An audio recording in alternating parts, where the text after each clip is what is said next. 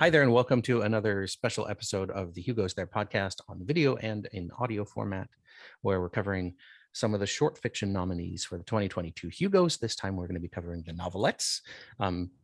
In the past, on basically all of these that I've done, including last year, I never introduced myself, so I'm going to say hi. I'm Seth. He's the host of Hugo's There podcast, and I have a number of people here that I know through the internet in various ways, and sometimes through just other of these videos or this series that I've been doing the last couple of years.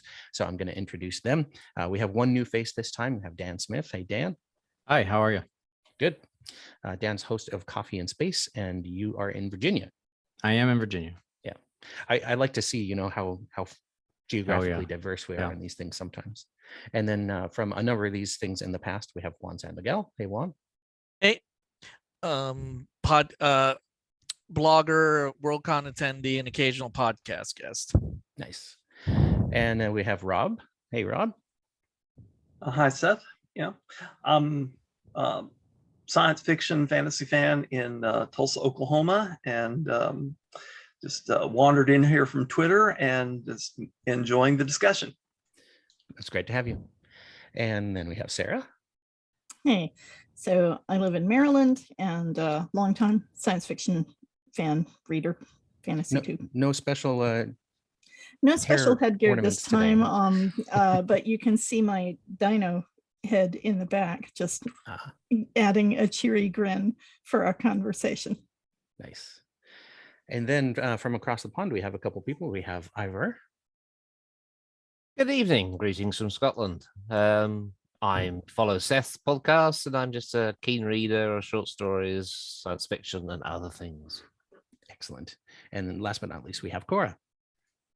I'm Cora Bullard from Germany, from Bremen in North Germany, and I'm a writer, teacher, translator, blogger, three-time Hugo finalist for Best Fan Writer, and also an occasional podcast guest. Nice. It's great to have you. We were hoping to have at least one other person. I'm hoping that she'll straggle in here at some point. If not, then we're just going to go ahead and press on. The show must go on, and we'll get started. So the nominees this year, I'm going to try and read through them to my best ability. And I think we'll do them in this order. So we're going to do Bots of the Lost Ark by Suzanne Palmer. And then we have Colors of the Immortal Palette by Caroline M. Yoachim. Is that what you said, Sarah? All right. And then O2 Arena by Oghenechovwe, Donald Ekpeki. By the way, I didn't mention where these are from, but we will have links to all of these in the show notes and in the video description. And then That Story Isn't the Story by John Wiswell, and Unseelie Brothers Limited by Fran Wilde. So, and one more. L'Esprit d'Escalier by Catherynne M. Valente is the last one. Cool. So I have one person assigned for each of these to just kind of kick off the discussion. It doesn't have to be a super detailed recap, but I do want to mention, I think Juan mentioned we should do a spoiler alert for these. These are slightly longer than short stories, but they're very easily readable in a single sitting. So don't be spoiled unnecessarily. I will put time codes on the video, chapters in the video, and time codes in the podcast in case you want to skip around, in case you haven't read any of these. But I do encourage you, they're all available quite easily to read. So avoid spoilers if you can. All right. With that, any opening statements from anybody on the Novelette nominees?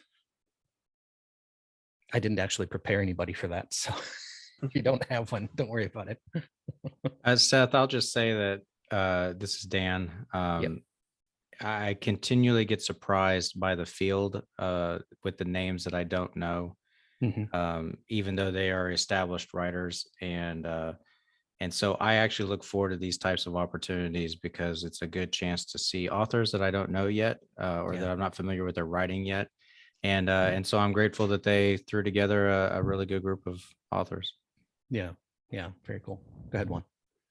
Oh, I wanted to say something that you mentioned in the last show about the short stories, about the dominance of Uncanny, and I think both this and the short story category. Unfortunately, in seeing in the history of this, usually have one magazine that kind of tends to dominate in the 80s and 90s. And Cora's a better historian than I am. She actually does the homework. I only do it through intuition and observation. But in the 80s and 90s, Asimov was very dominant under Gardner Dozois. And and up to maybe a certain extent, then maybe the Knots, and then the online magazine like Lightspeed, Clarkesworld, and now Uncanny are taking a more dominant place. And Uncanny is an interesting thing. For those of you who don't know, it's completely crowdfunded. They do a Kickstarter every year to get their basics financed, to pay people SIFWA rates. SIFWA is a Science Fiction Writers Association. They just changed the acronym. And to make sure that they're paying the rates that they recommend to be a legitimate magazine, a professional magazine.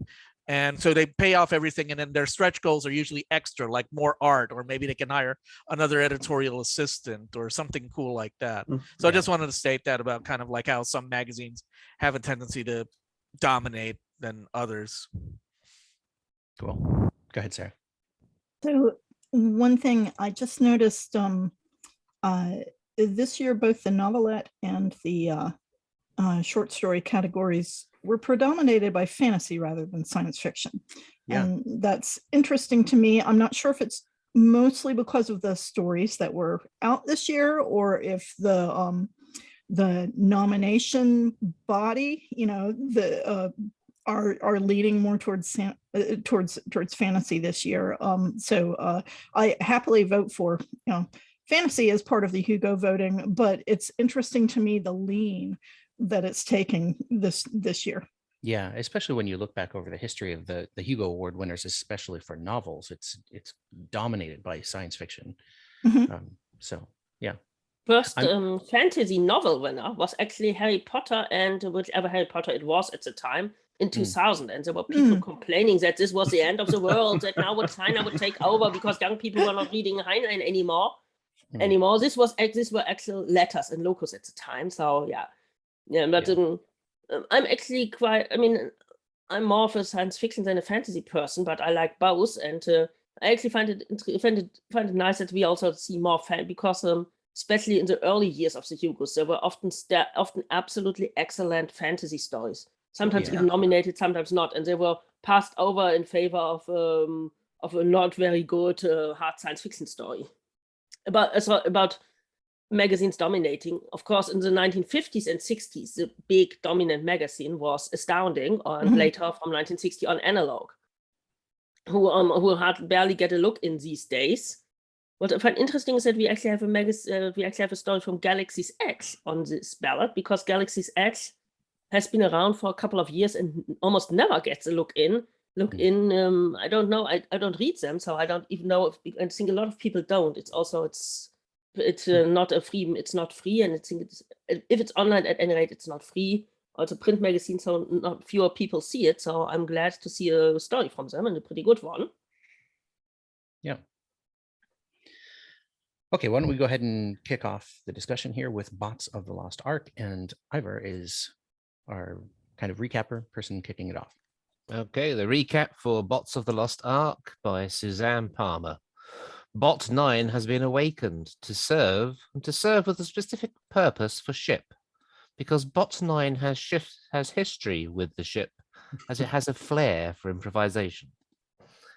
Ship is the AI for an Ark where the human crew has been in stasis for years, while the Ark tries to get home via some hostile encounters with aliens and trying to get into a Stargate in the Yesmi territory.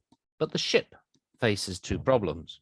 One, a mutinous bot crew who have formed opposing gangs, and argumentative gangs at that, based on human crew personas, a fight the ship needs to win. And two, the Yesmi don't like autonomous automated vessels and will destroy ship and its occupants if a human is not apparently in control. A challenge for the Bot 9, as he has to awaken the right crew member. Plus, there are rat bugs. Lots and lots of rat bugs. Yes, excellent. Good recap there. Go ahead, Cora.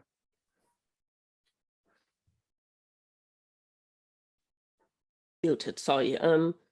First of all, I don't know if everybody knows this, but this story is actually a sequel to the 2018 Hugo winner, winner, also by Suzanne Palmer, which was called The Secret Life of Bots, where we follow Bot 9 and his friends. I'm just assigning him the male gender now. Bot 9. He's actually, I mean, it is a bot in a very small one where they well, save the ship. They're just supposed to deal with the red bugs, but they wind up saving the ship, the crew, and all of humanity and the Earth from an alien invasion force. And that story was a great story. It was a very deserving Hugo winner. And this is a sequel, and it's a lot of fun. It's probably the most fun. This is a rather depressing ballad. Most of the stories are depressing, but this one is fun. It's fun because Bot 9 is a great character, even though he's a bot. But the opposing crew members, who are the bots, swarms of bots who consider themselves crew members, and there are several of them. There's 3 who are some guy called Fielding, and I think he's a communications officer. And there's 2 who are Packard, the second engineer. They are a lot of fun. I find this one suffers a bit from diminishing return. It's not quite as good as the first one, but it's quite unique on this ballad as a genuinely fun and enjoyable story. And of course, there actually is a human crew member this time who gets woken from cryo sleep. Engineer Frank, whose first thing he wants is, as a bot reports to ship, he's in his quarters looking for something called goddamn underpants. because he was in cryo sleep and he was naked. And also wounded. So yeah, it's a fun story, and it was a joy reading this, especially since the others were all quite depressing. So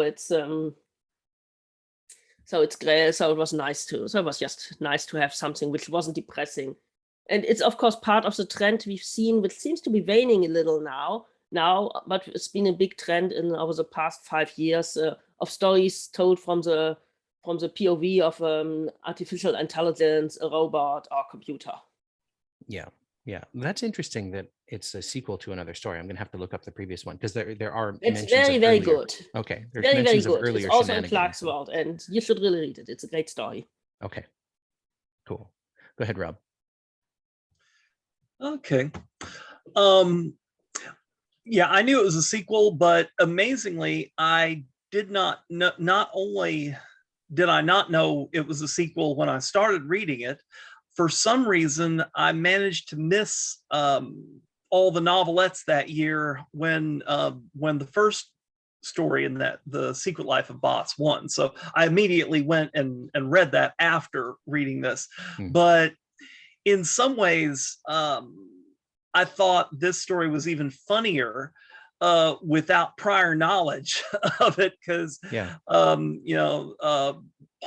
Suzanne Palmer does a good job of either explaining or at least implying some of the history in the previous, and when left to the imagination, it's worked out pretty funny, like mentioning things like Robot 4340 was hard to get back into his actual job after he had been associating with not Robot 9, what ship is telling 9.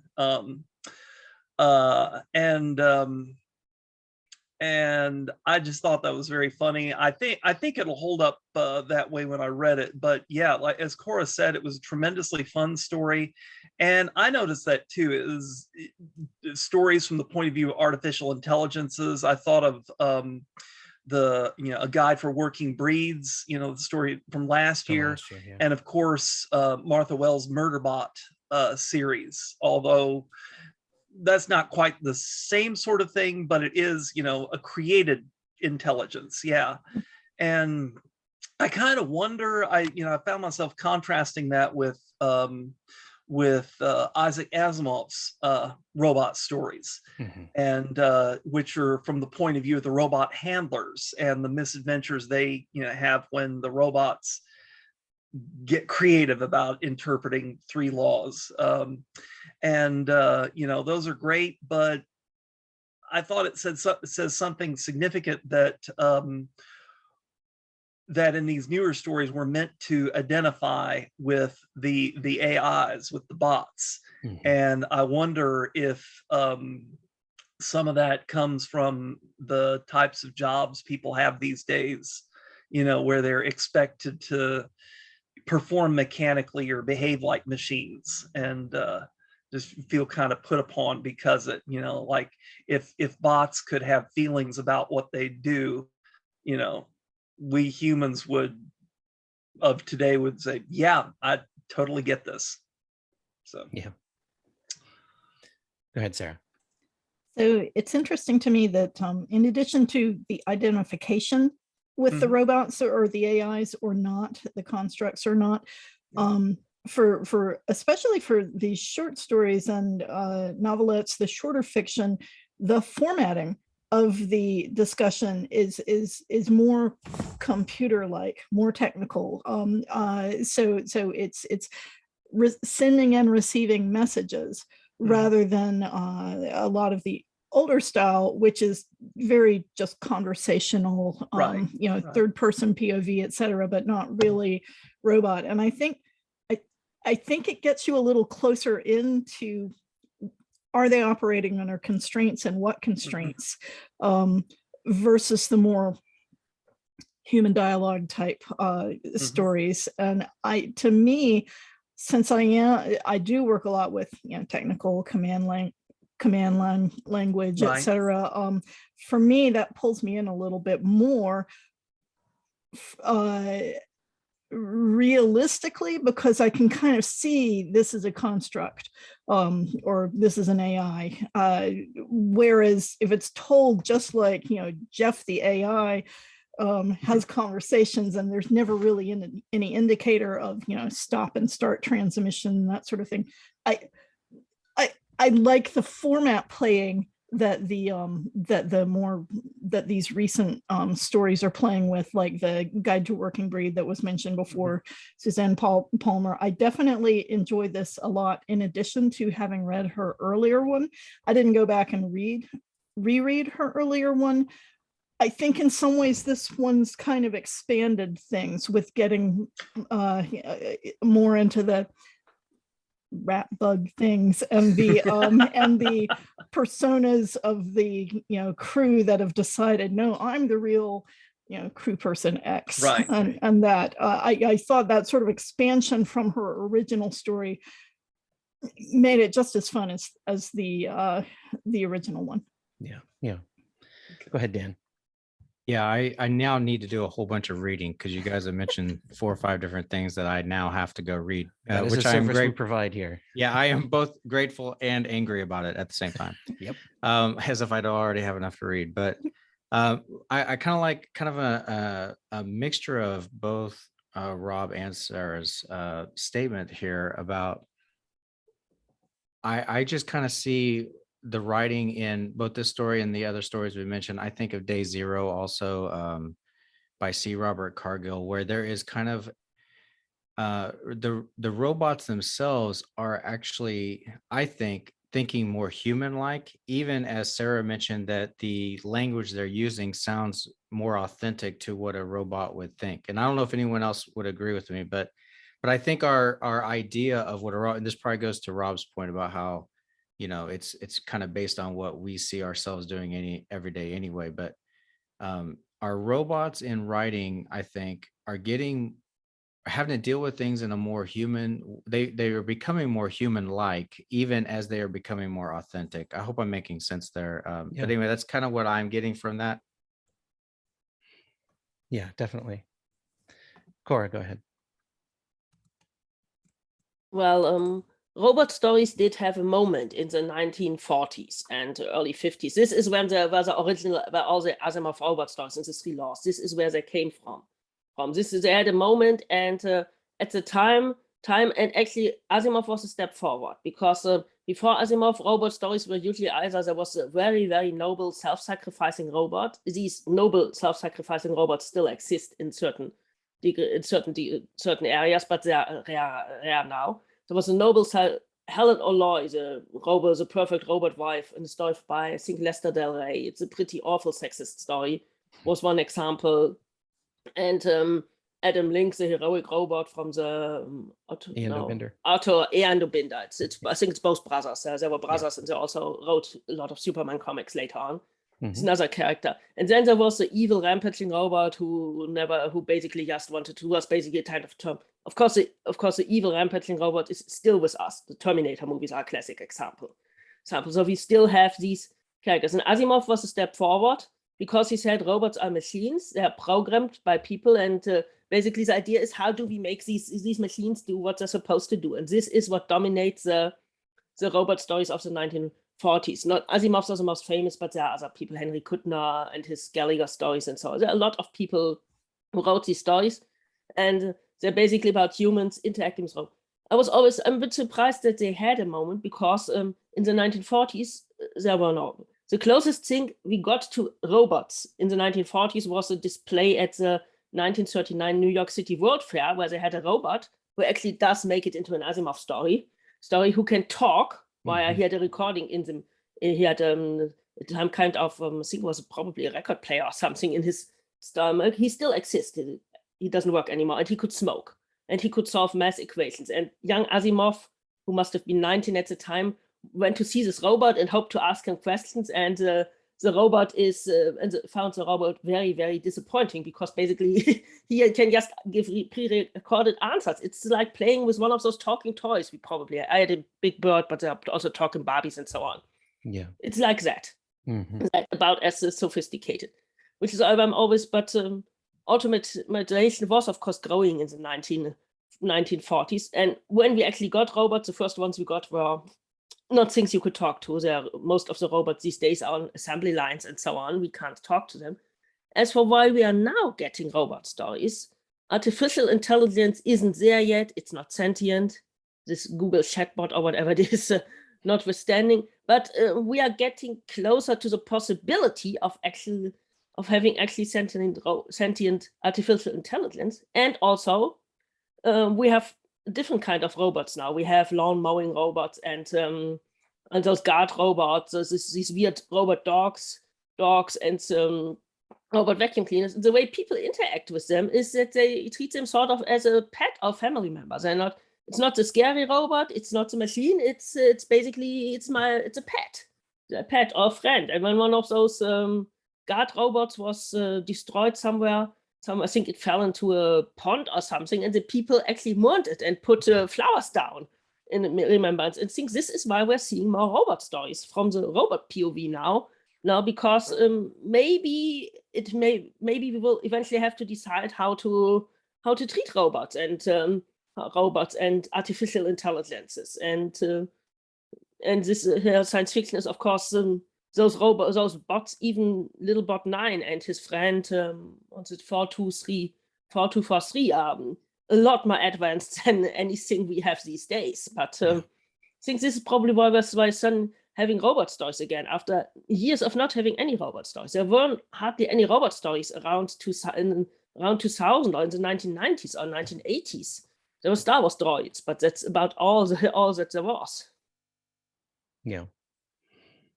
Go ahead, Ivor.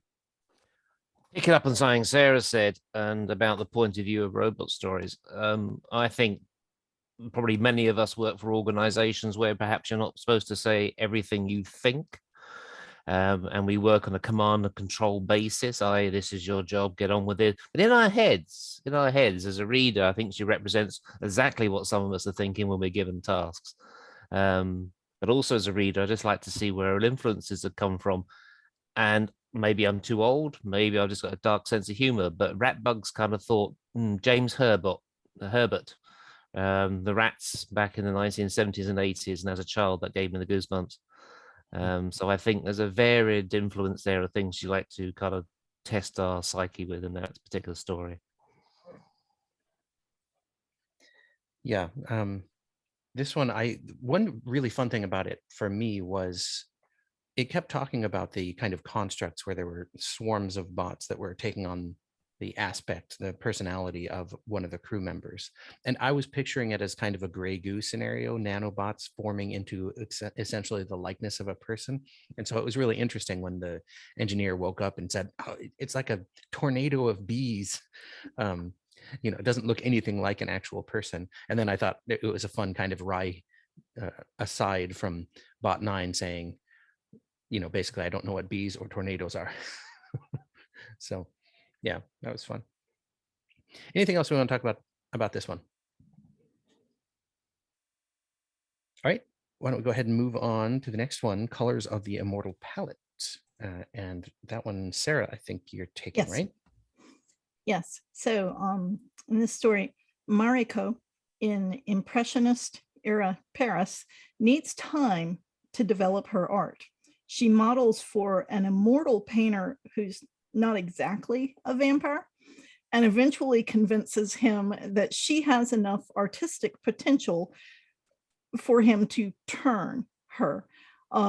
She paints as she sees, despite his lectures to paint a less complex world, less muddled and more relatable for his point of view and for the point of view of the white men who lead the art world and buy art.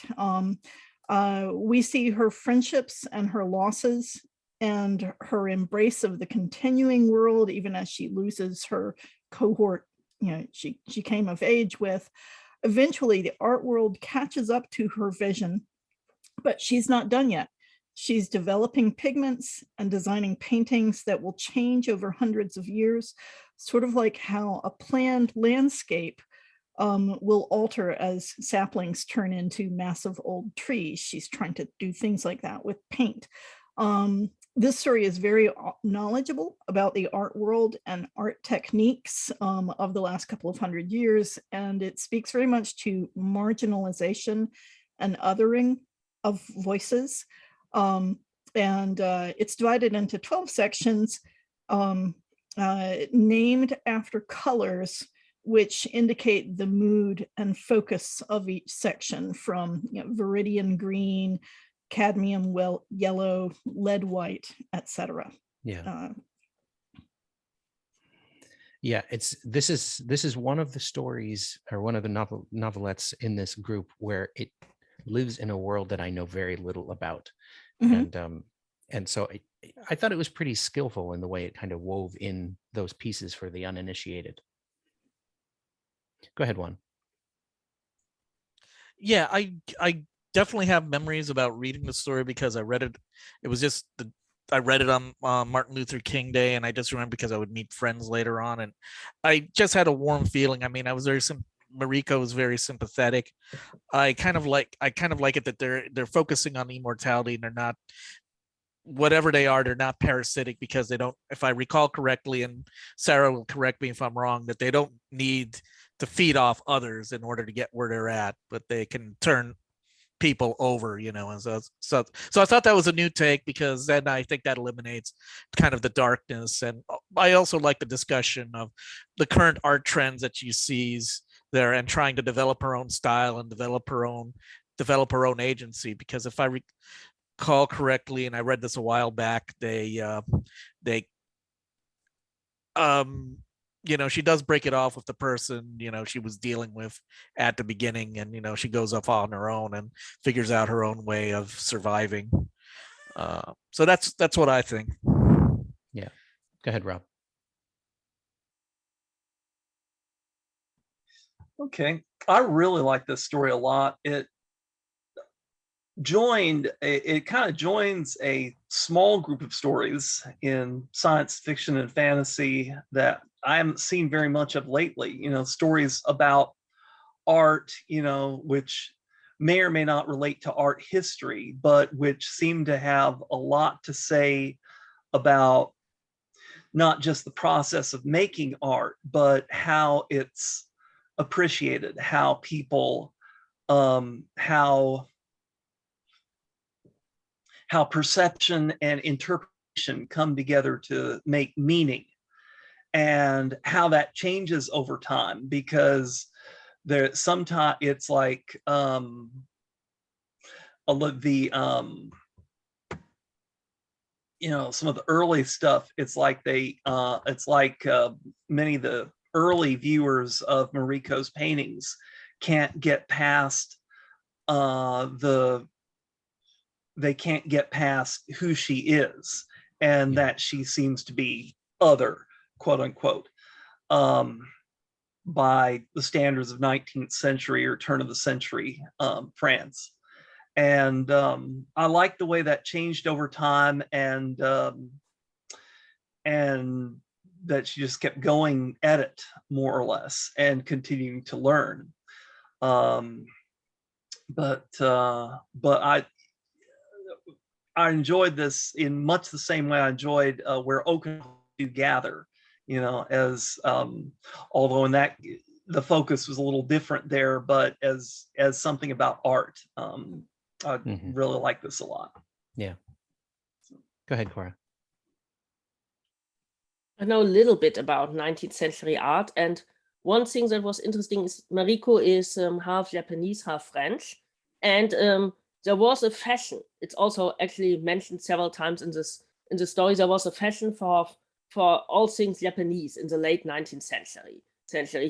Japan was very, very isolated for centuries, and suddenly it opened up, and Japanese prints and artwork, fabrics, and so on came to Europe, and they were very fashionable, and it influenced European artists. We often have problems seeing this influence simply because it looks very different to us. And also there are a lot of real artists and artworks mentioned. For example, her friend Victorine, another model. She models for Manet, and she's Manet's Olympia. And I've actually put a link to the actual painting, which hangs in Paris in the Musée d'Orsay, which, if you're ever in Paris, I think I like the Musée d'Orsay a lot better than I like the Louvre, unless you're really into unless you really want to the really, really old things, which are in the Louvre. But Musée d'Orsay, if you like 19th century art, it's that's the one to go to. And also another one which is mentioned, there's a picnic in the Alps or something, picnic in the park also by Manet. So you can see the paintings mentioned. And of course, one of the points here is also that Mariko paints what she, I mean, the thing about the Impressionists was they painted what they saw. There were reaction against the more academic artwork of earlier times where people painted nude Roman goddesses, even though the Roman goddess was actually a woman, actually a model, and maybe occasional prostitute and aspiring artist from Montmartre. But they were painting the people as they saw them. Olympia by Manet is just a nude woman lying on her bed, served by a black woman who's almost never mentioned or barely seen, but she's there. The people having the picnic in the park, one of them naked, are just people in a park. They're not gods or anything. So this was different. Then the real Impressionism was they tried to capture the way the light moved, and this is what Mariko does. She tries to capture things and also people. She also paints Victorine, so the woman from Olympia. She paints her as she sees her. But at first, all the people, oh yes, this painting. Of course, it is a hugely famous painting. Everybody only likes a male gazy painting of this woman, and not the way the woman painted. Painted, and it's another interesting point. So she develops, and the thing is, her other friend, her immortal artist friend, doesn't develop, and in the end, he fades away, and his paintings are forgotten. Also, his paintings, because he uses some of the paints are not very well kept and restorable. He uses the cheaper chrome yellow instead of the more expensive cadmium and more poison. This is another thing. A lot of these paints mentioned are very, very poisonous. Cadmium, lead, white. Emerald green is also known as Paris green. It's arsenic. It's a hugely dangerous stuff. Yes, it's an interesting story. It's not my favorite on this ballot, but yes, do like. And one thing I like is she mentions all of her artist friends, and there's one of the people she mentioned is Camille. That was the wife of Claude Monet, and there's a very, very famous painting by Camille, which I know very well because it hangs in our local museum. We have I think 3 really famous paintings, and this is one of them. So of course, this is immediately what I pictured. I should probably put that one in the chat as well. Nice. one thing I found interesting about this story was that it doesn't tell you the setting really. It just tells you that you're in Paris, and I didn't even notice until I don't know, halfway through the story that this was a period piece, a kind of alternate history, right, where there are immortal artists. And Juan, you mentioned that the immortal artist friend is not necessarily a vampire. There is some sense that he pulls bits of life force from people in order to sustain himself, and the main character, and Mariko, doesn't want to do that, right? She resists the urge to do it, and it's only once she becomes more famous that she can pull just little slivers from lots of people to sustain herself. Go ahead, Sarah. Yeah, so when I was really interested in this take on Impressionist era Paris. My women's ex-co-workers book club read a long book by Christopher Moore called Sacre Bleu, which is a totally different take on the whole art world going into the present. And most of the action also starts in Impressionist age Paris. But so that's by Chris Moore. Although the main character, Victorine, one of the main characters is a strong woman, the same model that she's a friend of in this story, this novelette. I think he was trying to be feminist when he wrote it, but it comes out pretty male gazy to me. And so it was very refreshing to me to read this point of view, where there's this great scene in this novelette where Mariko and the older immortal vampire are talking past each other, and she realizes that everything she's saying he's taking as her admission of weakness, and she's saying, this is the way I want to be. So she gets the multimodal form of this conversation, and he totally doesn't. He's never needed to really understand the other point of view. And so he thinks she's just hodgepodging a bunch of stuff together. Whereas what she's trying to do is saying, I see all these things together, and they don't need to be integrated into one smooth, seamless thing in order for me to say what I want to say. And that's what she's doing with her art. She's not trying to make every influence blend harmoniously, because the world isn't harmonious for her. Right. And so there's a lot in this story about perspective. I'll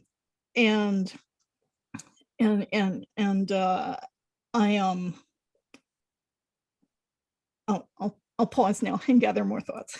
Okay, go ahead, Rob.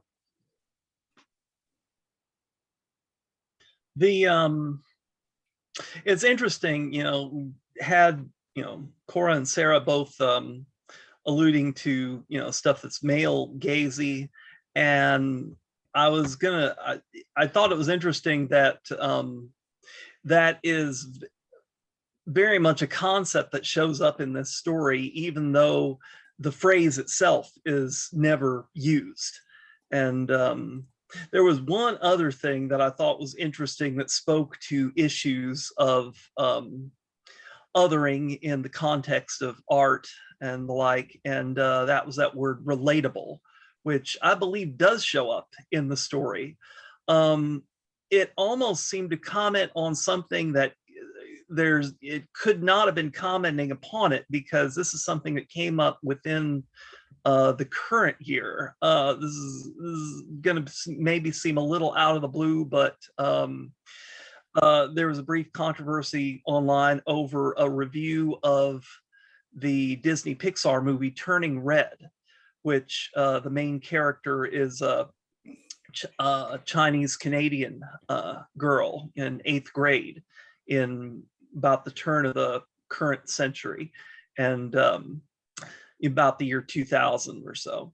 And but one white male reviewer said that I think he didn't find that character or her struggles relatable, and there was a lot of pushback online, much deserved in my opinion. But but it's interesting. It's like it just speaks so much to how the you know the white and or male gatekeepers of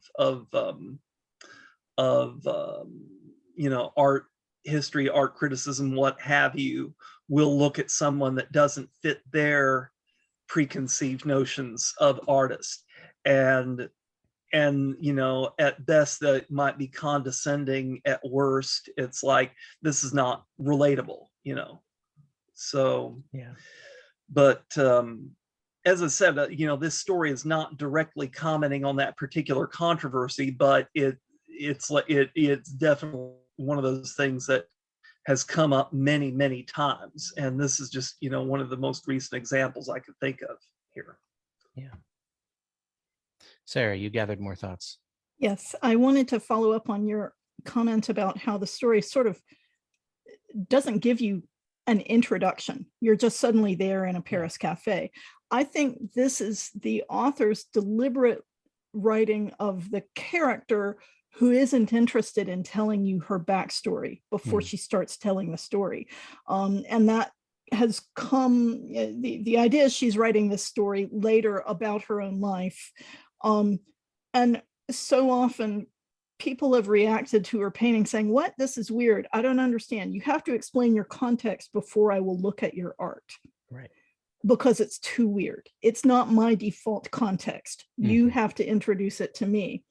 And here in this story, she's like, I'm telling my story the way I want to tell my story from the start, and you can either catch up or not, you know, but I'm not holding your hand for this. And so I thought that was a deliberate tone approach of the author. And I thought it worked well for what she was doing. It kind of reminds me of the I think, Rob, you mentioned the not relatable thing, right? Where that comes up in popular culture, in comic book movies, when characters, or comic book, really any movies, when a character is switched genders or races or something, you know, my group, you know, that has had 95% representation for all time, all of a sudden it's down to 85%, and that feels like loss, right? Yeah. Even though, like, yeah, you just lighten up and actually do the math here and show that no, things are not equal. Oh yeah. Go ahead, Cora.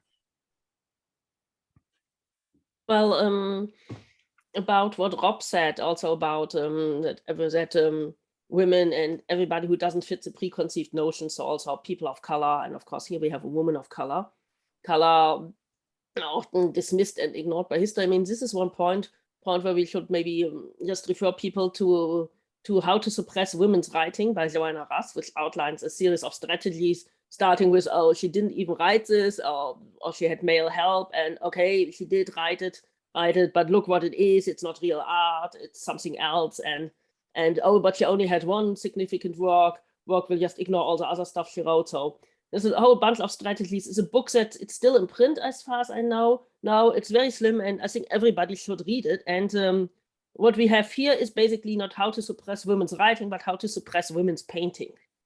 Because yes, Mariko manages to break through simply because she's around for a very, very long time. If she had lived a normal lifespan, she would have been forgotten and just a weird, alien model in the paintings. Less like her friend Victorine, who's still only Olympia. She's not, her own paintings are forgotten. Yeah, that reminds me a little bit what you were talking about initially there. The IFL Science, I Effing Love Science page on Facebook. At some point, the author of that page revealed that she was a woman, and the internet freaked out. You know, how dare you as a woman write a science page, you know, and yeah, not good. All right, anything else on this one? Okay, we will move on then to O2 Arena, I believe. And Cora, you're leading off the discussion on that one. Well, this is a story set in Nigeria in the near future of 2030, and climate change has destroyed the phytoplankton, and which are basically the small plant organisms in the oceans, which breathe CO2. So suddenly the air is a lot less breathable than it is today, and people have to pay to breathe via O2. O2 is, of course, oxygen credits, and these are difficult to earn. They all have breathing masks when they're outside, and the rooms are climatized with oxygen.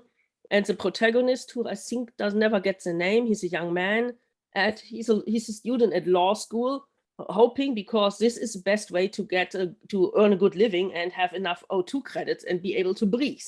He's not interested in law, but getting a government job is the best way to survive. And the school is very regimented, and he has one friend, a young woman called Owoke, who has cancer. She has ovarian cancer, and she's dying and wasting away. And many boys find Owoke very attractive because she's kind of slim and nymph-like due to her illness. But the protagonist originally doesn't really find her attractive. She's just his friend, and he realizes too late that he loves her. And also Owoke did not want an operation to have a tumor removed, because that would remove her ovaries and she would not be able to have children. And since Nigeria is a very patriarchal society, she thought that this would reduce her value as a woman and as a person. And now she wants the operation, but it's very expensive. The family doesn't have the money to pay for the O2 credits. So her friend decides to earn them by fighting in a gladiator type fight in something called the O2 arena, where you can win enough oxygen credits for the rest of your life. And of course, O2 arena, don't know, Ivor probably knows it, but I'm not sure if the others know. It is the name of what was once called the Millennium Dome. It's a large event center in London. And so this is, of course, a name that is evoked. O2 is just the name of, I think it's a phone company, which is always silly, because why is a phone company called Oxygen? And of course, okay, our protagonist wins barely, but Owoke dies anyway. And then he has had enough. He has all the oxygen credits he needs. He doesn't want to go to law school anymore, so he quits, and he basically becomes a gang leader because he was a member of a gang because for protection. He's not into violence. It's not his thing. He just hangs out with a gang. And now he suddenly becomes a gang leader. And the first thing he does is make sure that a professor who sexually exploits students of both genders is killed. And well, so that's the story. Yeah, not super uplifting. But yeah, it's one of the depressing ones. It is. It's a very good but very depressing story, and especially the fight scenes, the gladiator fight is very, very visceral. Yeah, very much so. Sarah, go ahead. During the 70s, as in grade school, I know I read a science fiction story where children are sitting around on a bench waiting to get a little more oxygen. So oxygen rationing was going on in that story. I haven't been able to track it down. It was actually something we read for school, in school, a short story. But I just remember that mood and moment. And my mother died of COPD, which is a lung thing, and my father died of lung cancer. And so just the idea of not being able to breathe, I know I had a nightmare before my mother died of poison gas in the air, and I could not breathe. And I'm sure that was related to my mother. And so, parts of this story felt a little personal to me, as we worry about the climate and the world and how things are changing. I do think, in the 70s, that was kind of a horrible what if. And of course, there was a lot of bad air pollution in the 70s. And now we're circling back around to climate change being something that's going to mess up our air, as opposed to strictly speaking, pollution. So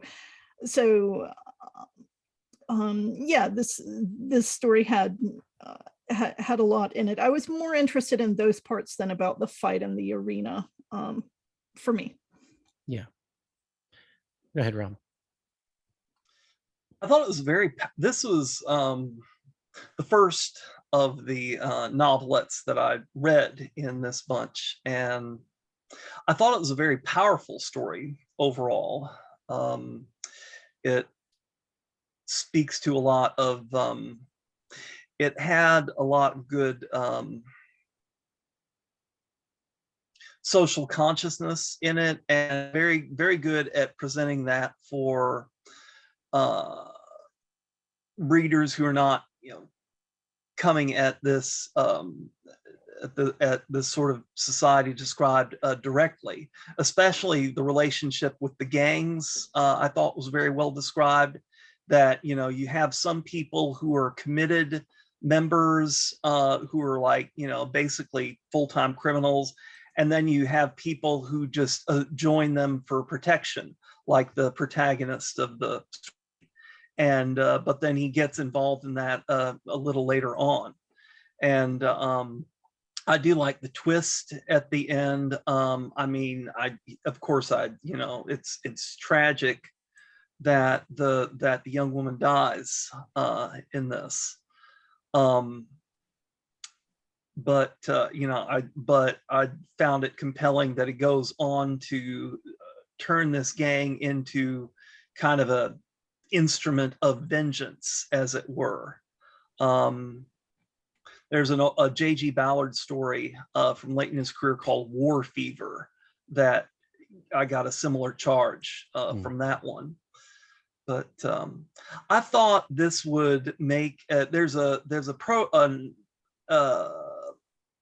on Netflix called Love, Death, and Robots that's short animated, mostly adaptations of short science fiction. And I thought, especially with the arena scenes, but also the well-drawn portrait of the people and the society here, that this would make an excellent episode of that if they ever set someone, some good people to animating this. So yeah.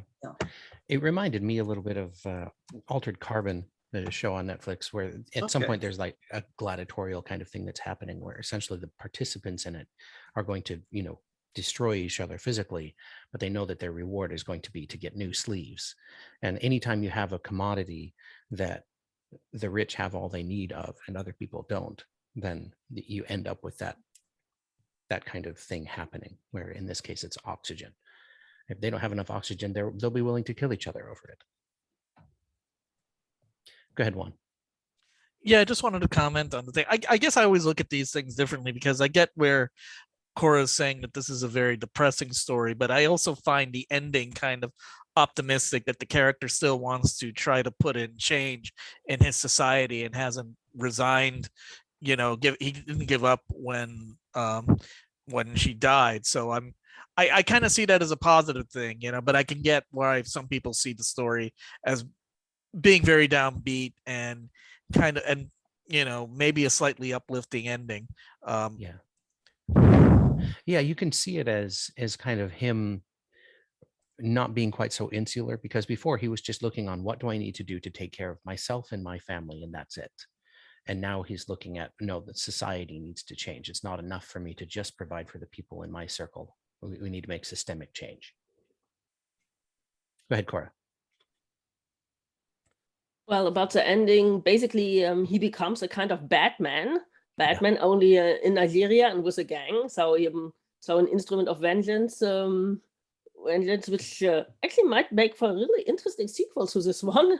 Yeah. This one. And about what Sarah said about the air pollution and problem. I mean, air racing is a thing in stories. It shows up in The Moon is a Harsh Mistress, simply because it's set on the moon. There's not enough air.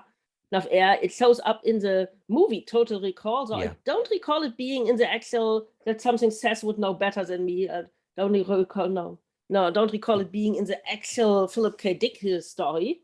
Story, because of which I haven't read in a long time, but that's, we can so it is a thing. wholesale, I think. Yeah, you can remember it for your wholesale, and I'm pretty sure the air rationing angle is not in it, but in the movie, actually, they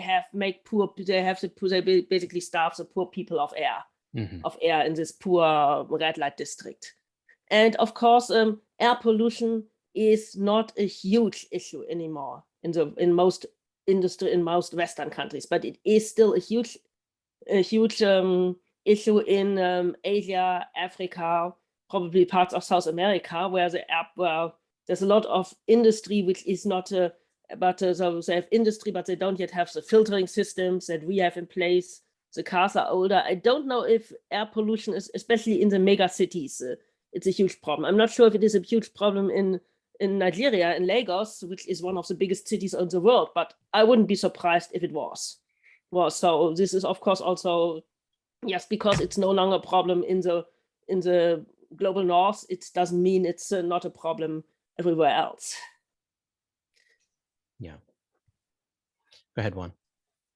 No, just a quick follow-up to what Cora said, because the whole thing about how much of a commodity, like I think also in The Expanse they did this thing in the asteroids, like how much resources you have to take up is kind of like how you're measured. I mean, I think in the earlier stories they show when you die, they calculate how much of you goes back into the system and how you're recycled into the system and how much you take out of the system to try to keep it balanced and also to keep the life support system going.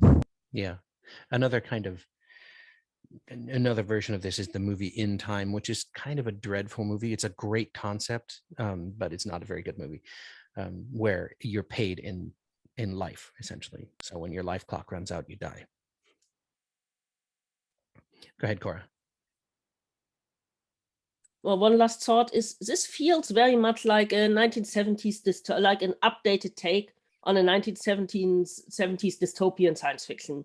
And a lot of the things we quoted here were dystopian science fiction stories from the movies from the 1970s. Okay, Total Recall is the movies from the 80s, but the stories I think from the late 60s. So this is an updated take on the 1970s dystopia, only set in a place where 1970s dystopias were mostly set in the global north, usually the US, sometimes Europe. This is set in a different part of the world, and also stars the sort of people you normally did not see in 1970s dystopias. Yeah. Sarah, if you ever find that story, I'd be curious if you can send it out to us, because I so many stories in the 70s were about oil shortages and oil scarcity and that kind of stuff. Right. Whereas, now it's more about, no, we can be harming the planet and actually running out of our precious resources. But of course, harming the planet was also a thing in the 1970s. I mean, yeah, of course it was. I think Where Late the Sweet Bird sang was actually from the 60s, and The Silent Spring, which is a non-fiction book, was also from the early 60s. So the environmental movement of today has its root in the late 60s and early 70s. Oh yeah, absolutely. All right, any other comments on this one? Okay, let's go ahead and move on to That Story Isn't the Story by John Wiswell. And Juan, you're leading that one off. Okay. That Story Isn't the Story. It came out at the end of the year in Uncanny. It's about a man named Anton who wants to get away from the mysterious Mr. Bird with the help of his friend Grigori. Anton moves in with Grigori and another young man named Lewis, and tries to start a new life for himself. But he fears that Mr. Bird or his servants are going to come after him, and can he have a life free of Bird? This feels similar to me about getting out of a cult or a toxic relationship, and it shows the strength and the difficulty in trying to break away from something that's obviously bad, but obviously something you were connected with at the same time. Yeah. I was kind of vague because I realized I don't think it's. I assumed when I originally wrote my summary and I took it out that Bird is a vampire, but the only indication we get from that is because Anton knows that the people are around because his wounds start to reopen up and seep out blood. I mean, and I think that's the only clue, but he could be some other type of monster we haven't heard of, but in my head, that's what I felt the completion. And I don't think it was Wiswell explicitly stated that. Could be wrong. It's nodded at fairly heavily, just from the the aversion to sunlight and the blood. And the whole idea of familiars, right? That's a very, in vampire lore, that's a big Yeah, thing. just real quick. Yeah, no, it's kind of interesting. I think I remember there was one writer, I forget which series about vampire stories. They referred to their servants of Renfields to refer to the old Dracula story, you know, because and you know, they were called Wrens or Renfields because, you know, he was, particularly in the movie, he's always and I think John in the interview after Locust kind of admitted that the vampire servants were usually kind of shown as pathetic, like Renfield was, you know, of course, was mad and ate insects, you know, as part of what Dracula's control over him did that. And the only other character I can think about it was Willie Loomis in the old Dark Shadows series, because he was really a low-level criminal, and he gets completely dominated and put the fear of God into by Barnabas Collins, and you know, that was kind of scary too. And I think John, if I remember the interview, wanted to give these people more agency and also show how difficult it could be to leave the situation. And also I forgot to mention, I mean, he does convey in the writing the anxiety that Anton has, that, oh my God, is Bird here, and also the empowerment, because by Anton, and again, we're going into spoiler territory, by Anton escaping, it inspires the other familiars in his group to also escape, because he sees them later on doing mundane type of jobs, you know, in his new town. And, you know, he wonders whether, you know, and they've escaped Bird. Yeah. Go ahead, Sarah. Yeah, so the Renfield naming of human servants is in the Anita Blake Vampire Hunter stories. And that's just what I was going to contribute. Okay. Go ahead, Ivor. As the take, I mean, Joanne's picked on it, but from my point of view as a reader, it was kind of like along the lines of very much focusing on the abuse. I mean, if you have PTSD or have had an abuse issue, even the context of being in the same environment as that stimulus or that person can cause that sort of anxiety.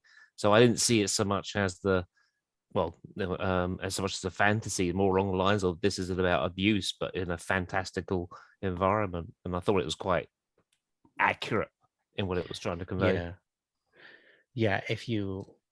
If you're in an abusive relationship and there are wounds, either physical or psychological, right, that when confronted with that person can reopen. Go ahead, Cora.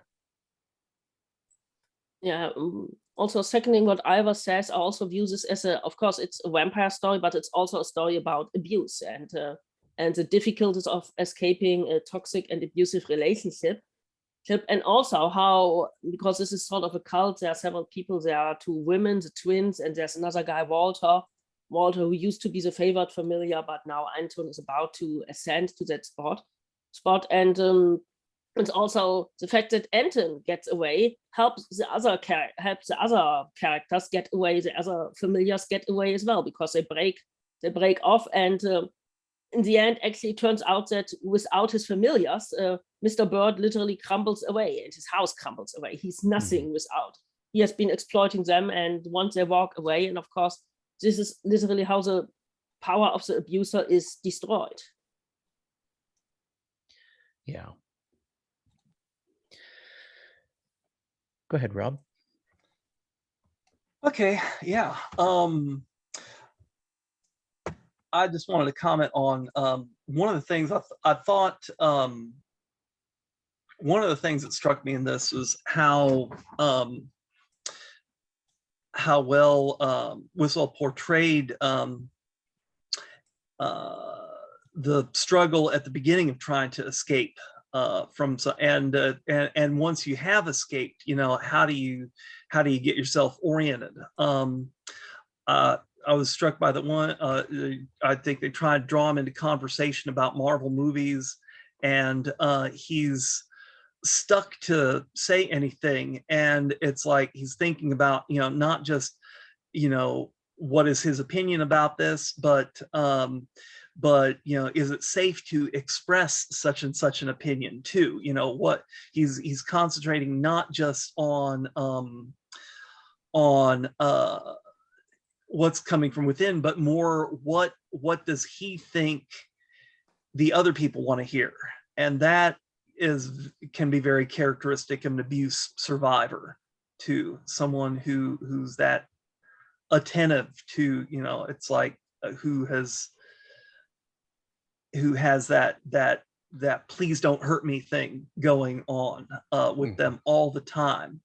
And so I thought that was a very good way to show that part of his personality and that part of his struggle. One thing, it was very visceral anytime it talked about the wounds starting to bleed, and I thought, has it never occurred to Anton to apply some bandages or something to just to be ready for that eventuality? But I think there's coping mechanisms that it's easy on the outside looking in to think you should be doing this, but self-care can be really, really difficult, especially coming out of a tough situation like that. Go ahead, Juan. Oh, I think you're being a bit fair to Anton. For some reason in my head, the wounds were very severe that I don't, I think he would have bandaged them if he could, or if it would have helped. I think that the wounds are so intense or deep that, he can't really do anything about, or he needs time to be away from Bird to heal. I don't know if they're completely gone by the end of the story or not. I mean, I think you got to give Anton a little bit more to, it's, the bites, which I assume that they are a little bit more intense than you think they are. Yeah, and that's fair. And they could be more like stigmata or something, where like if you looked just in any normal time, you wouldn't see them, but then they would manifest in the presence of the person. All right. Anything else? This is kind of a short discussion on this one. I if anybody else wants to speak up, go for it.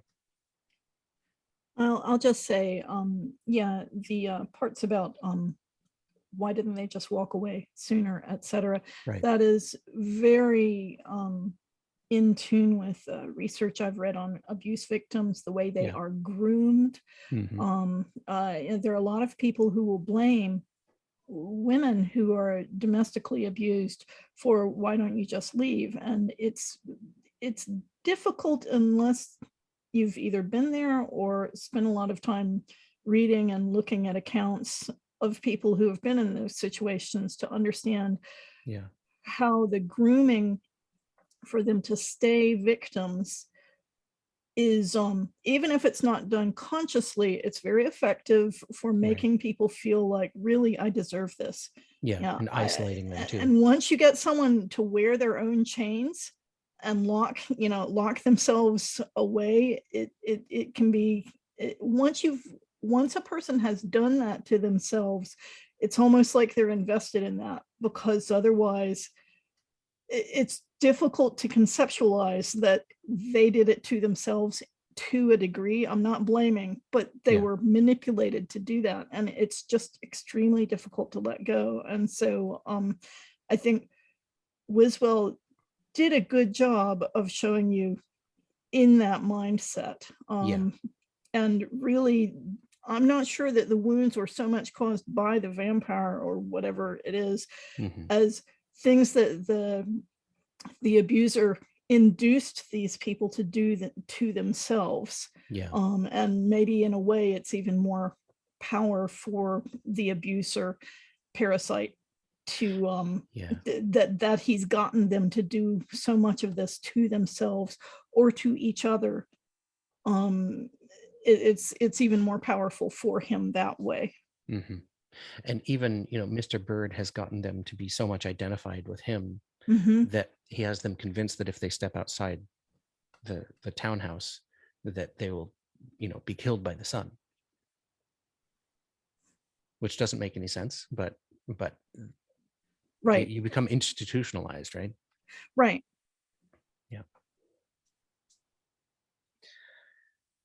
All right, you want to move on? Why don't we go ahead and move on to Unseelie Brothers Limited by Fran Wilde. And Dan, are you taking that one? I got that.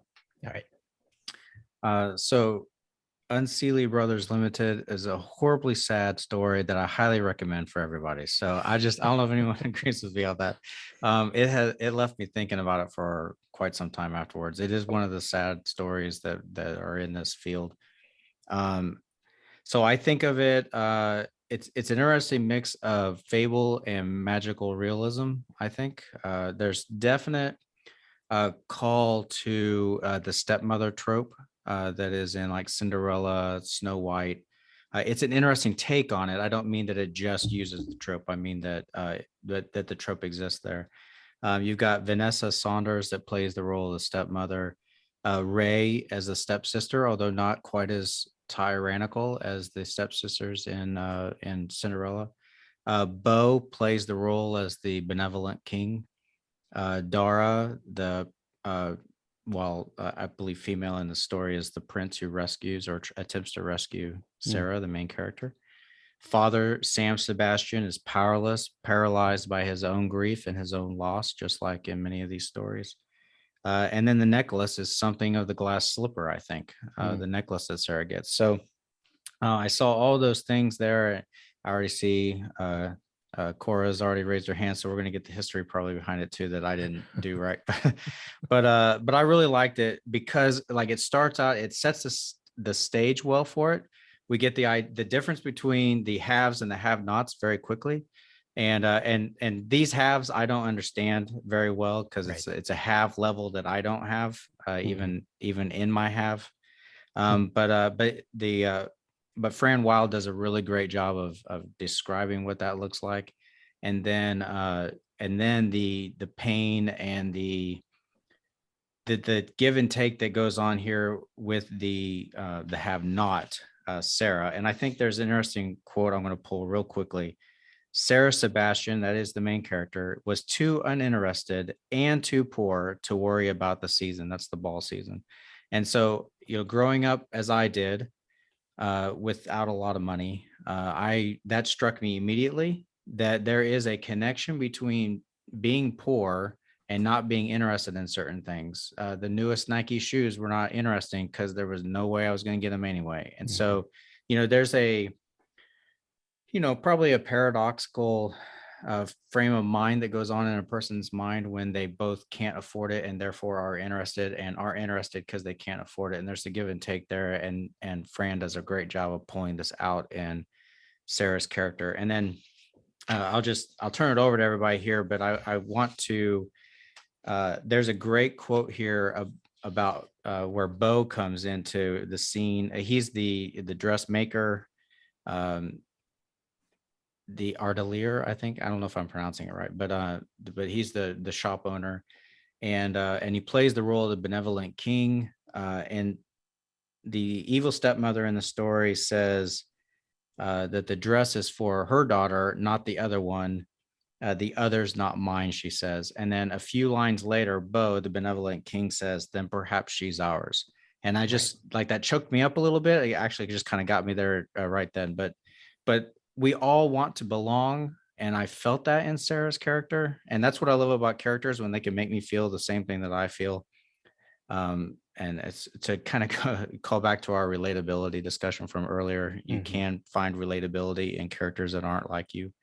But I felt that. And so the story stuck with me a lot. It growing up the way I did, it hit me hard. It is a mixed ending. There is a lot of her finding truth, but the truth leaves you hungry, I think. And that was a good feeling to have to sit in. So that's kind of the backdrop to Unseelie Brothers Limited. I now turn it over to the group. I mean, one thing that I like about it is that Sarah doesn't just blindly jump into this situation. She realizes there are steps I can take to ensure that the thing that I want, I get, and also I don't have to give everything up. And so I thought that was a good moment when she amends the contract.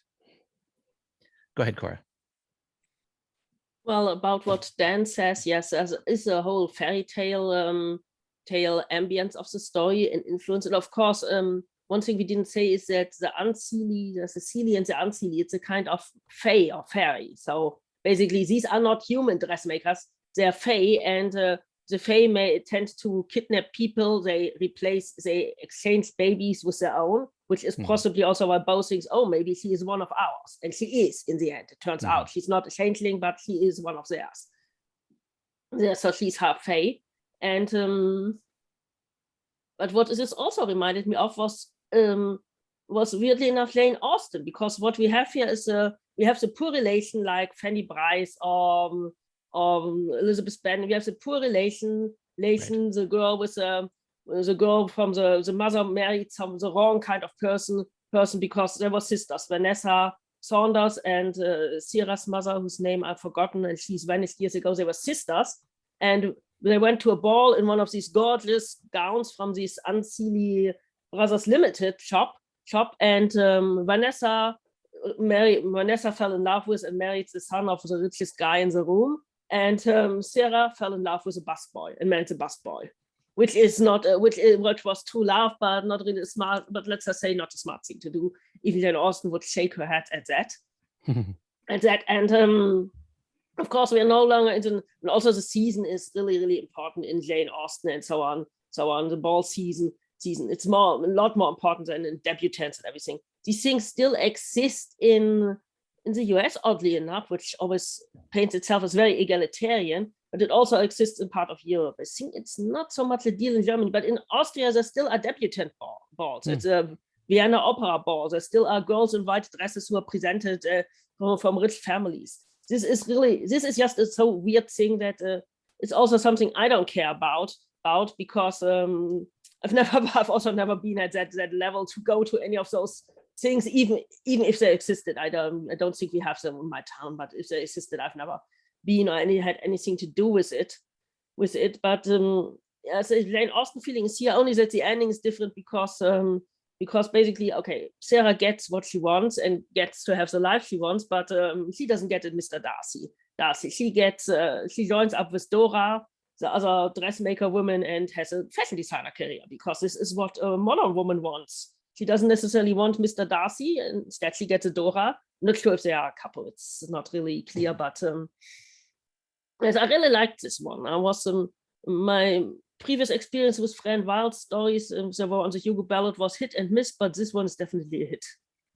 Nice. Go ahead, Sarah. So I get the Jane Austen. For me, this reminded me much more of the 1920s murder mysteries set in the British fashion world, of which there are a number because it's glittery and fun and so on. Marjorie Allingham is one example of a writer who's done that. So I kind of kept expecting there to be a murder. And one of the things I liked about this is where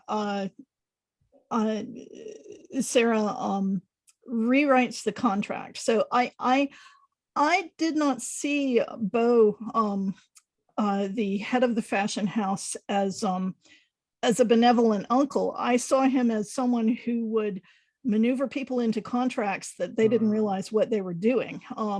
And I saw it as a victory of her rewriting a contract. In one job offer, I remember actually crossing out parts of the intellectual property agreement they wanted me to sign because they wanted me to sign away everything pretty much, and I was not having it. I'm a lawyer's daughter, and so I liked that she had enough knowledge and enough self-protectiveness to look at that contract and fix it.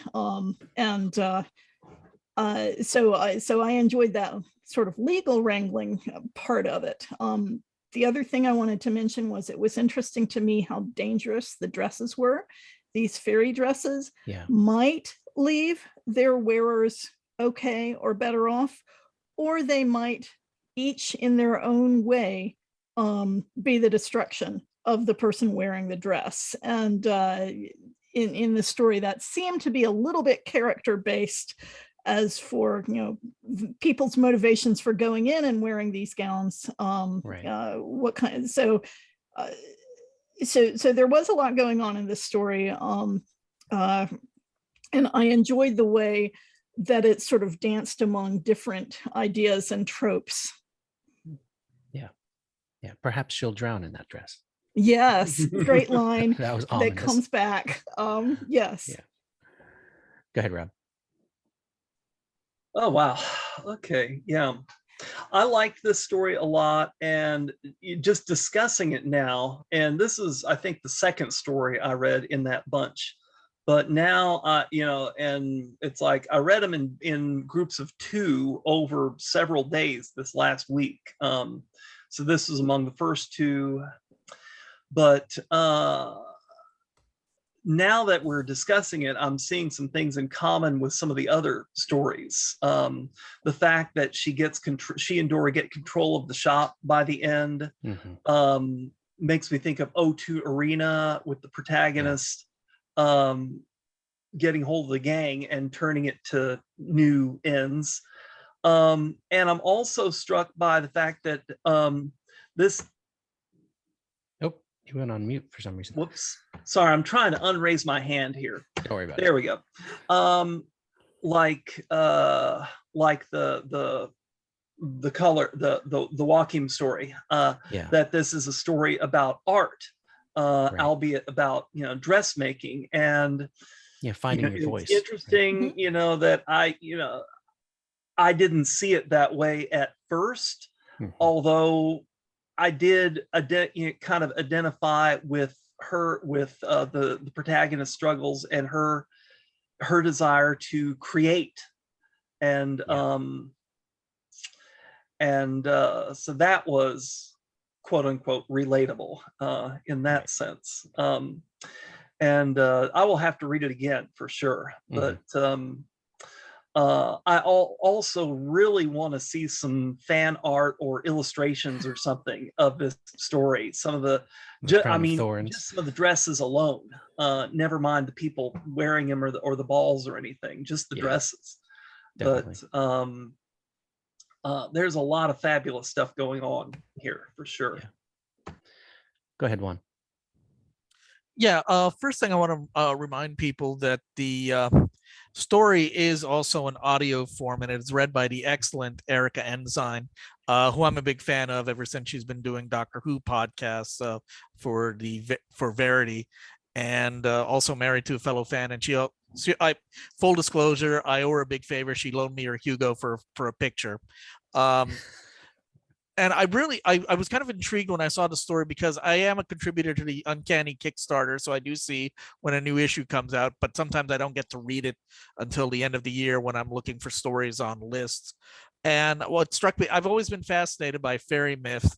And even though I can't remember what are the characteristics of the 2 major courts, I always have to look that up. But when I saw Unseelie Court, I goes, oh, okay, it's a fairy story. And also, I do have a more modern look at fairies, that they're not Tinkerbells. They all have to be looked at with a critical eye, to put it in the nicest way, that they're not sweet and lovely, at least not all of them. And you have to be very careful when dealing with them. But also I find the whole setup as fun. I also I need to get back at some time to Shauna McGuire's books that she's been doing in fairy mythology.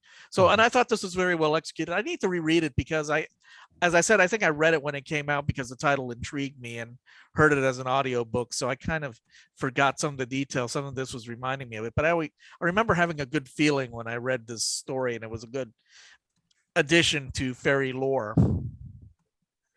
This is the last one that I read this morning, actually, while I was walking my dog and reading on my device. So I wish I would have known it was a podcast. I would have just done it that way. I didn't realize. I got to the last page and I went, oh, because it says what episode it is. Regretted that.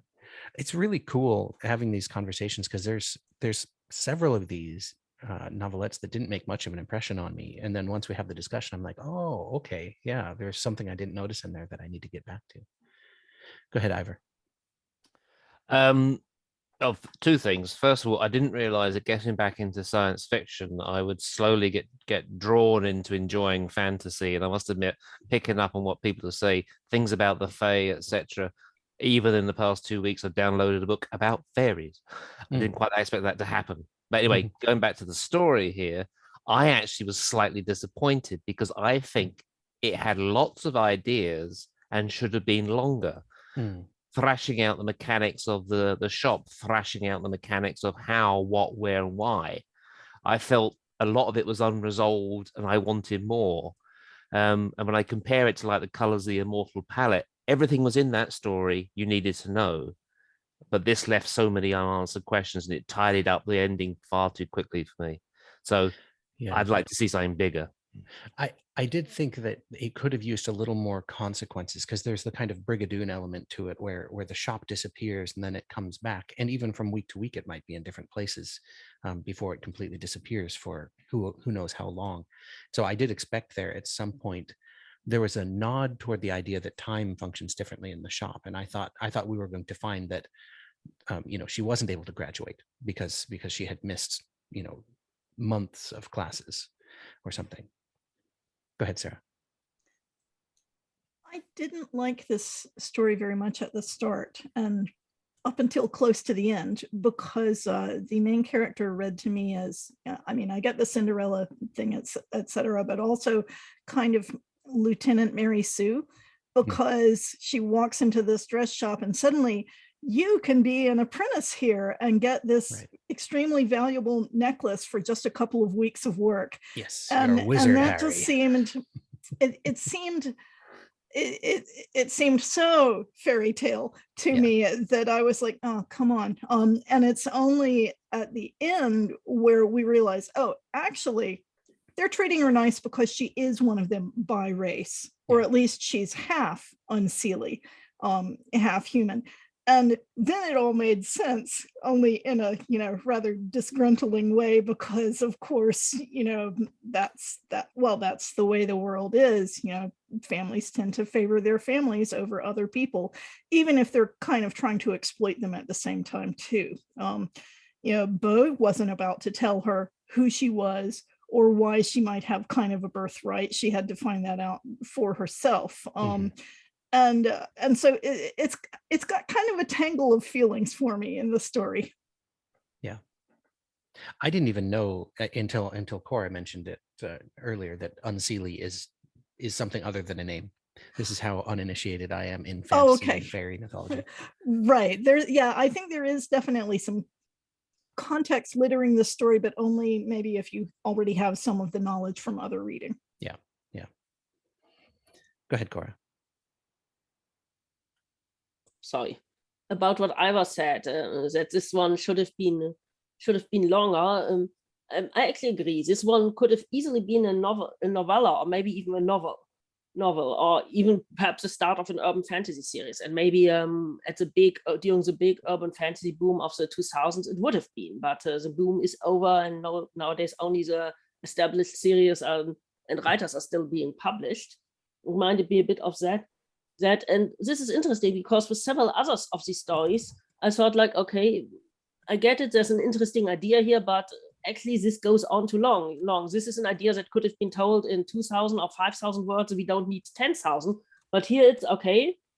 This one has 10,000 words or however long it is, but it could easily have had 20 or 30,000. Yeah. Anything else on this one? Final thoughts on this? Okay, I think we are down to the last one, are we not? And this one is, so we'll start talking about L'Esprit d'Escalier by Catherynne Valente, which means the spirit of the staircase. I'm going to go ahead and kick off the discussion about this one. I'm not going to go super detailed just because I didn't prepare anything, because I thought we were going to have somebody else doing this one. But this one kind of picks up the story of Orpheus and Eurydice, if you're familiar with that from mythology, where he has rescued his wife, quote, rescued his wife from Hades due to his beautiful music playing. And now it is the aftermath of that, where Eurydice is out of Hades, but she is still dead.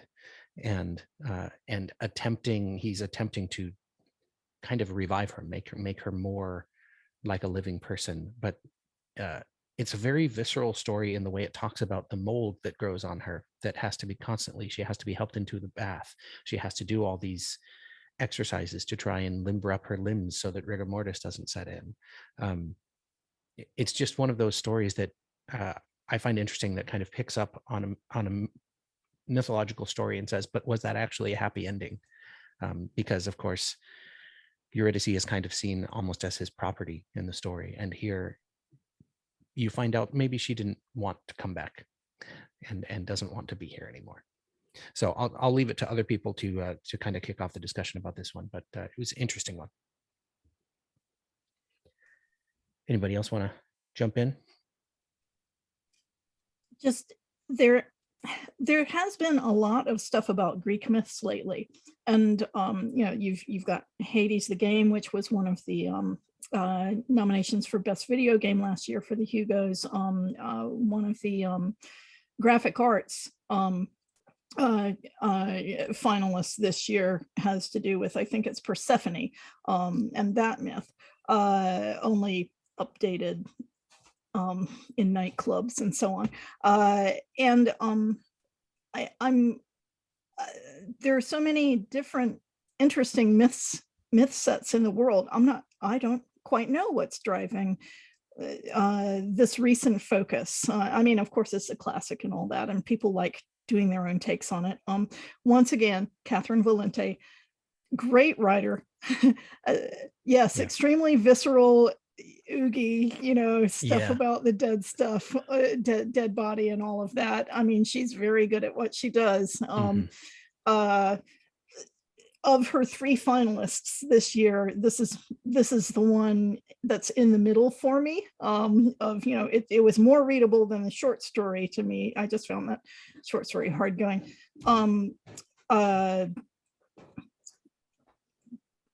Okay, I'll stop. Okay. Go ahead, Juan. Well, I guess my impression was I think it's questioning whether Orpheus, you know, makes the right choice. I mean, should he have done this? Which I think, now that I'm thinking about this even more, I mean, this is a note I wrote like 6 months ago. I mean, was it? I mean, that was always a question of the story. I mean, should he have gone back? Because obviously, in the traditional story, things don't go. I mean, it all goes kablooey at any point. So this story cannot end well. So I think that was a big question. I mean, why do? And then it goes into something that I know a lot of people are burnt out on. It goes, to me, it comes off like a zombie, although she does it in a way which I don't find annoying. I mean, you're talking about somebody who decided to wash their hands of The Walking Dead when they captured Negan, which if that means anything to anybody, I'm just saying that's when I gave up on the show, because I was just tired of it. But she did it in a way that I think kept it fresh and kept it engaging, and I think, you know, it's a good take of the classic story in the modern era. Yeah. I mean, credit to the writing is due. You know, reading it, I can smell like mildew as I'm reading it. So go ahead, Dan. So you just said something that I wanted to, you said you smelled the mildew. And so, like, there's a little short section that I thought was really neat. What does she do all day? Mostly Eurydice. Thank you. Practices fine motor control. I realized I just ruined it for everybody because I couldn't get the name out, but it was all explained to him at the time. Though Orpheus didn't want to hear it then. She has to stay active mentally and physically. She has to keep moving. Rigor mortis sets in again so fast, and she forgets not just how to move her fingers, but what fingers are and why moving is good and desirable goal. And so one thing that I like in kind of the modern takes on these old stories, and we had it in the Unseelie Brothers Limited too, where we get more detail, I think, in many senses, that draws us in, all of our senses actually, that allows us to see, feel, hear, and touch, even just from the written word on the screen. And you know, motivations for the characters aside, I love talking about those, but also this was just really good writing, particularly whether you like the story and the visceral feeling of it or not. I think the story was good in that it was really well written. The sensory input is really well done. Yeah. Go ahead, Cora. Well, we are seeing a lot more retellings of Greek mythology. I think it's probably, we've been seeing a lot of retellings in general lately. At first it was fairy tale retellings, and apparently now we've exhausted the fairy tales and moved on to Greek mythology, which is at least a different, maybe it will be Norse mythology or something else in 2 or 3 years. So yes, as for the story, there is it asks the questions. Yeah, okay. Orpheus wanted to get Eurydice back, but is this really a great idea? In this one, it obviously isn't. So it's one of those. A lot of stories end at the happy or unhappy ending, and this basically tells you what happens after. It reminds me of something which is not genre at all, but it's a play called It Was a Lark. I have to look it up. I saw it in high school years ago by Ephraim Kishon, who's an Israeli author, and it basically tells what if Romeo and Juliet had lived. They had not killed themselves. They survived. They got together. They were married for several, I think for 20 years and so on. And they're basically arguing all the time. They're not happy because they were teenagers when they got together. They're not happy, and they're still arguing about whether it was the lark or the nightingale. And it's a hilarious play. It's very, very funny. Kishon is very funny. Is a very funny writer anyway. For some reason, he's not as well known. He's very popular in Germany, but he's not very well known in the English-speaking world. And this is basically not very funny because, again, this is a depressing story. Take on the Orpheus and Eurydice myth. Okay, one question is, okay, what's the message here? Is it you can't get the dead back, or you can't turn back time?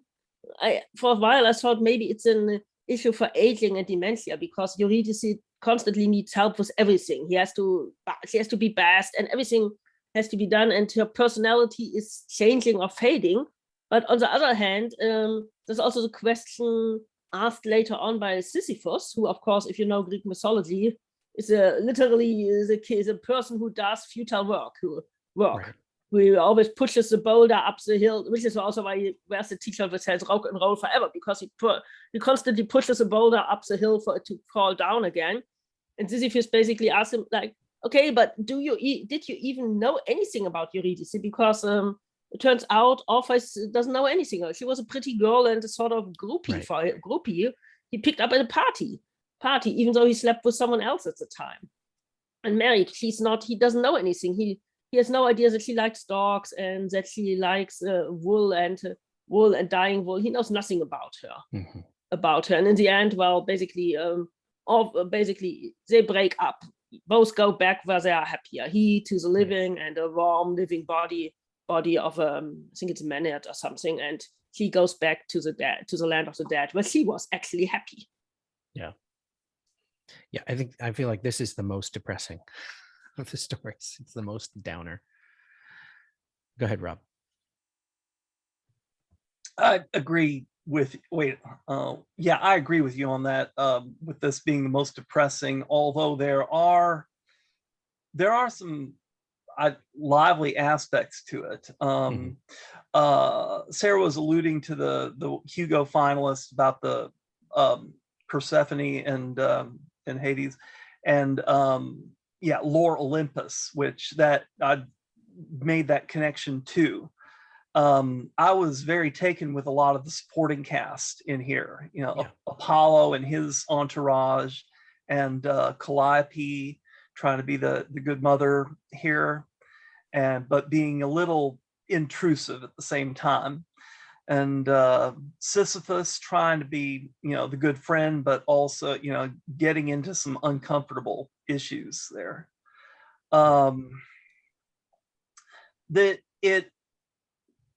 It's interesting because there are so many people who've done takes on the Orpheus and Eurydice story over time. It was a popular subject for some of the earliest opera writers, for instance.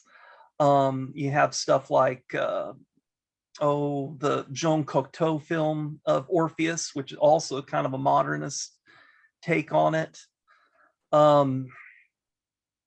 And I'm sure there's room for a whole lot more, but this one was unrelenting in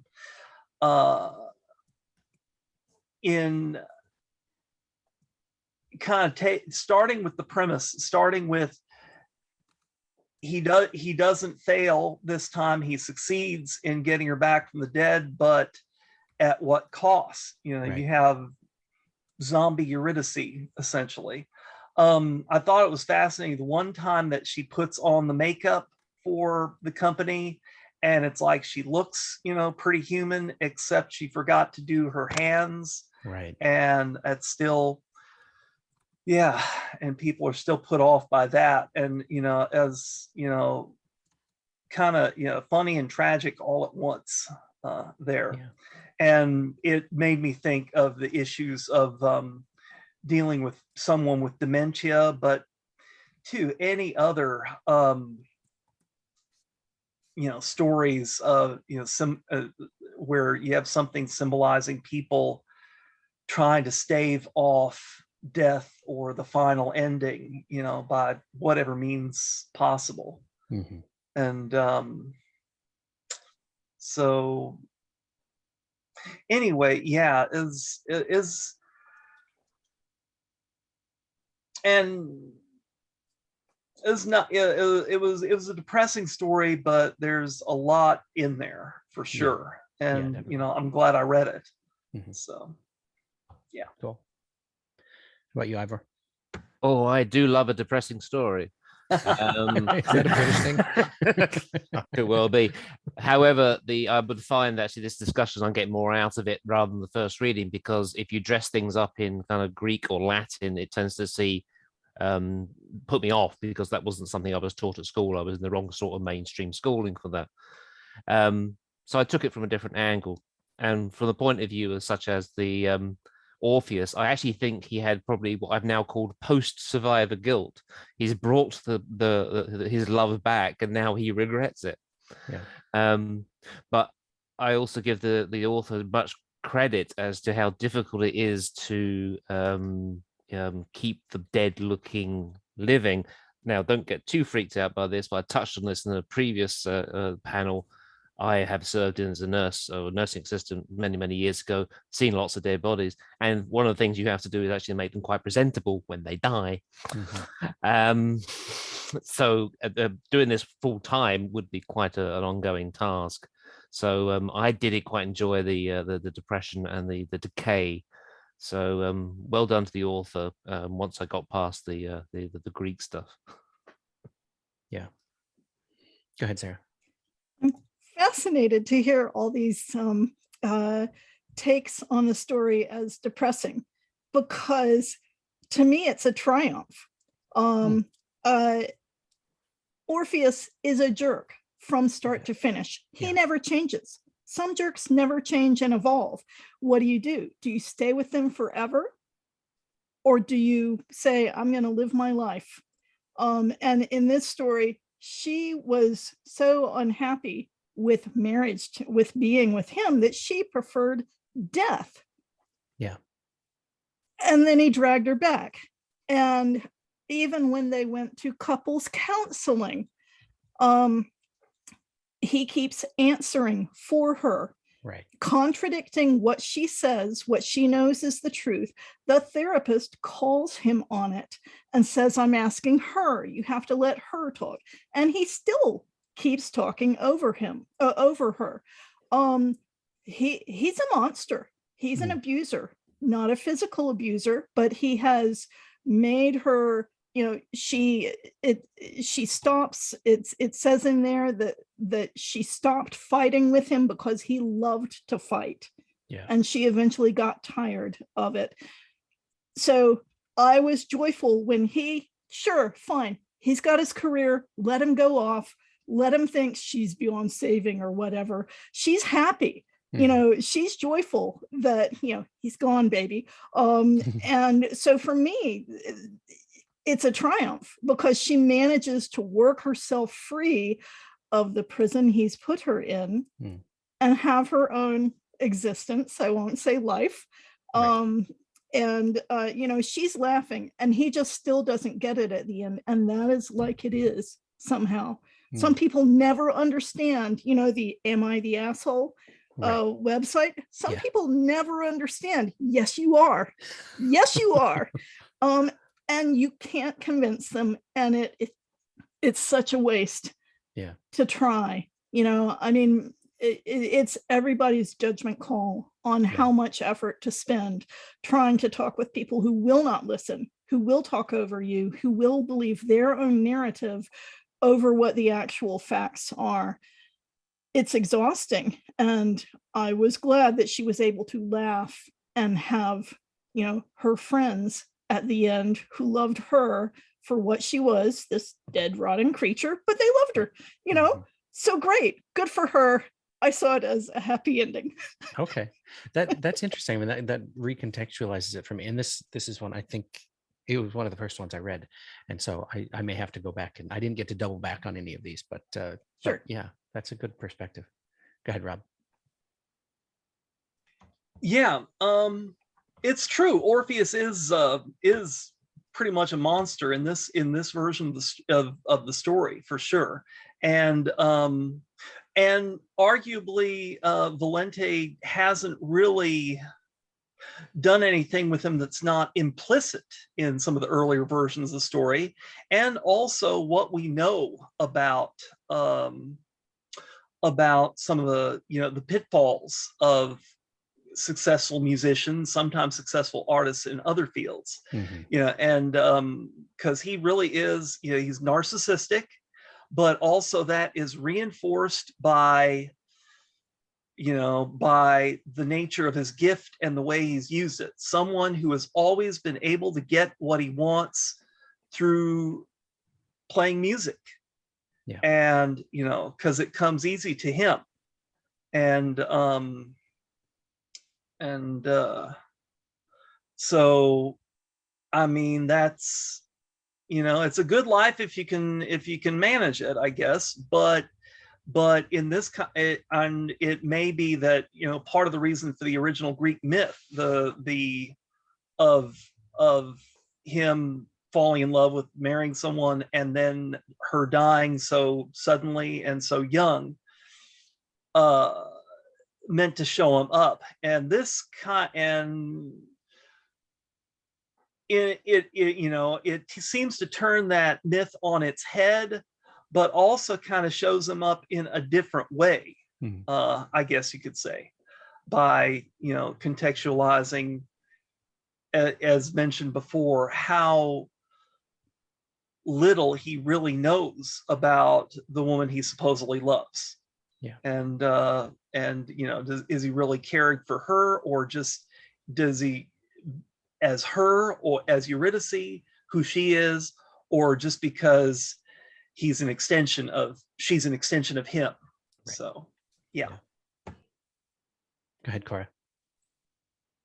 Well, about what Sarah said, I think it is it's a depressing story, but it is also a sort of happy ending for both Orpheus and Eurydice, because he gets to go back to his rock star life and his nymph lover, and probably the next lover and the next lover, and she gets to go back to the land of the dead with her dead pals and Cerberus, who's her pet and whom she takes. Which is interesting because the Hades game, which won last year's video game, Hugo, also basically portrays Cerberus, the three-headed hell dog, as he's a family dog. He's a pet. He's a puppy. He's not. He may look terrible, but he's an affectionate dog, and this is also how he's portrayed here, which is a take I like. So basically, they both, and she gets to dye her wool, and they're both happy. They're happier apart. This is you could also use this as a story about about people realizing that getting out of a bad relationship and living apart is healthier than trying to stay together for the sake of appearances or children or whatever. Yeah. I was reminded, Ivor, what you're talking about the efforts that it takes to make a dead person look good, right? That reminded me of a book. I used to read very widely on all kinds of topics because my local library system had an RSS feed for all the new materials. And so I'd just be like, yeah, I'll request that. And I read one a while back called Mortuary Confidential. And it was all just little chapters from morticians talking about their arts. And I remember there was one where a guy was relating a story where he was I can't remember if he was at a friend's house who was either hungover or drunk, and she was trying to get ready to go out and couldn't do her makeup. And she said, hey, you do makeup for dead people. Can you do mine? And she stood in front of him, hoping for him to do it. And he said, actually, I need you to lie down because I can't do makeup on someone standing up. So yeah, definitely an art to it. Anything else that we want to talk about this story? Or we can move into kind of wrap up and final thoughts. Sounds like it. Okay. Kind of closing statement. If anybody has anything, if you want to talk about, where your votes are going or what your, number 1 or number 2 stories are, go ahead and do that. No pressure. Not everybody has to do it, and we won't hold you to it, even if you say what you're going to vote for. Go ahead, Cora. Well, I like this ballad, but I don't like the novelette. I don't think it's quite as strong as last year's novelette ballad or the short story ballad, because a lot of these stories were like, oh, this is a nice story, this is an interesting story, but there's not really, very few of these really knocked my socks off. They're good, but they're not quite as, it's more of a bit of an average ballad, I think. As for which one my top are, at the moment, it's a struggle between, there's none of these they're all good stories. There's none that will go under no award or even close to no award. But at the moment, my top 3 are Bots of the Lost Ark, O2 Arena, and Unseelie Brothers Limited. And that is the struggle between which is interesting because except I think in novella, where I was pretty clear early on which one would be my top in all other 3 in the other categories, novel and short story and novelette, it's currently 3 or 4 stories struggling for the top spot. Nice. Go ahead, Rob. Well, let's see. I liked most of the stories on the ballot a lot. Even L'Esprit d'Escalier, which I found depressing, it still had a lot of terrific stuff in it. Some of them I found pretty surprising. I can imagine stronger ballots, but